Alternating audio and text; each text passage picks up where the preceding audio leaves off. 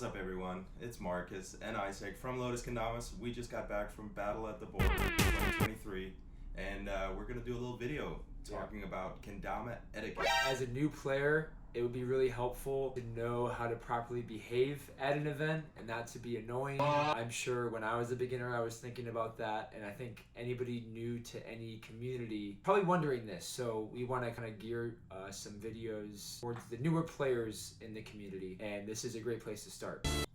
So if you're at a kendama event, there's a big possibility you're going to be playing games of Ken with people. Let's say you're doing a lighthouse, for example. It oftentimes happens that the string kind of falls over your hand like this or gets in the way of you doing the trick somehow. It's really frowned upon in the kendama community to use your other hand to get the string out of the way. Instead, you can blow it away. That is way less frowned upon. That's all good. But removing the string with the other hand, that's a no-go in kendama. Yeah, I don't know. I mean, I don't really know the exact reason why. It kind of makes sense to be able to do that. But there's just certain etiquette in kendama that we all follow, and maybe in 10 years you're going to be able to be allowed to do that. Hell no. No? Hell no, dude. What do you mean? What do you mean? Alright, well... Sorry, my mind just went, nope. Yeah, so... The point we want to touch on is handing tricks. Handing means, let's say you're doing a lighthouse, a trick that requires balance. Let's say it scrapes your finger, or it somehow touches your hand and it's assisting you in making that trick happen. That's not allowed in kendama. You want to keep your tricks clean. So if you're doing tricks that require balancing, like a lighthouse, like a lunar, you want to make sure that it's resting on the tama only and in no way gets in contact with your hand. So number 2 is more general, and it talks more about maybe a beginner going to an event for the first time.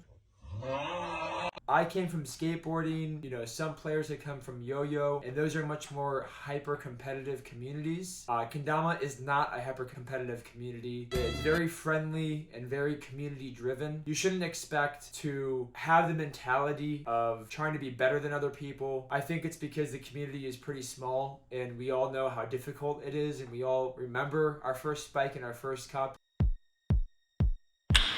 And so maybe that's why it's not, but it's important for new players when joining the kendama community or going to an event for the first time to not be super hyper competitive, because that's kind of off-putting. When you're at these events, and let's say you're seeing someone in real life that you've been watching on Instagram.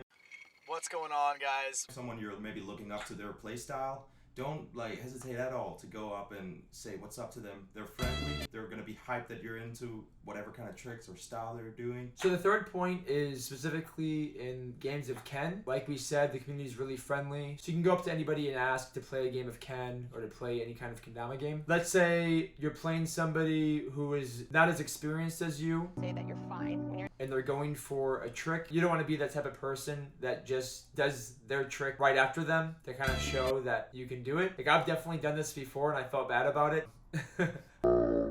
I don't know if you have ever. Nah, no. Okay.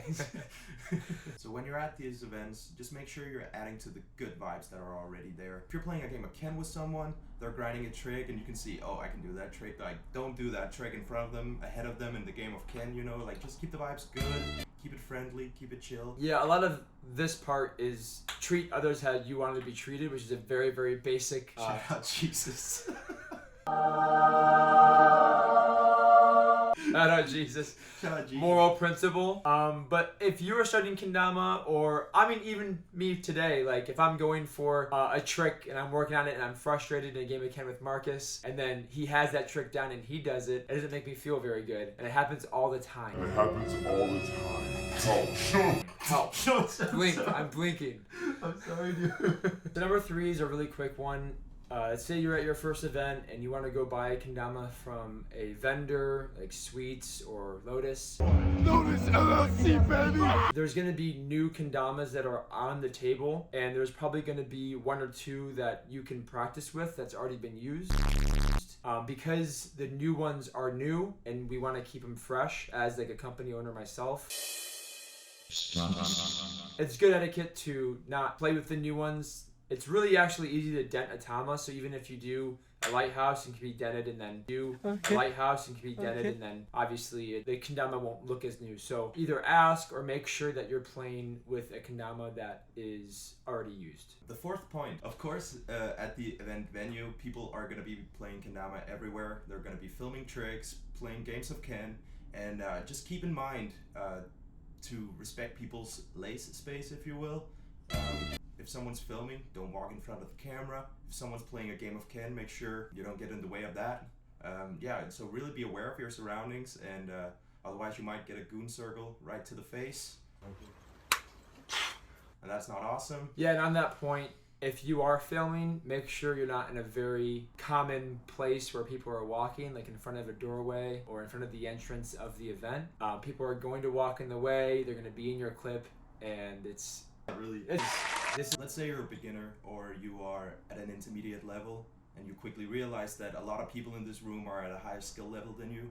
Maybe there's a bunch of pros just grinding super difficult tricks around you. Don't be afraid to just do you, play your game. I used to skateboard as well. And back when I hadn't skated for long, I would get intimidated walking into skate parks because I knew it was going to be a room full of skaters of a higher quality. No! And which kind of intimidated me. I will say throughout years of going to kendama events, I have never found anyone judging my playstyle or my skill level if it's below theirs. I would really encourage you to just go there, do you. Most of the time, people will encourage you, just be hyped to sesh with you. And if they're at a higher level, they know what it's like to be at that level, and they probably went through the exact same feelings. That's good. Alright, thanks for watching, guys. This is the kendama etiquette video. We definitely missed some stuff, so if you can think of anything, you can throw it in the comments. Me and Marcus are going to start doing more videos on Lotus channel, so definitely drop some ideas in the comments of stuff that we can cover, whether it's for advanced players or beginner players. But make sure to subscribe and let me know your thoughts. Alright, peace.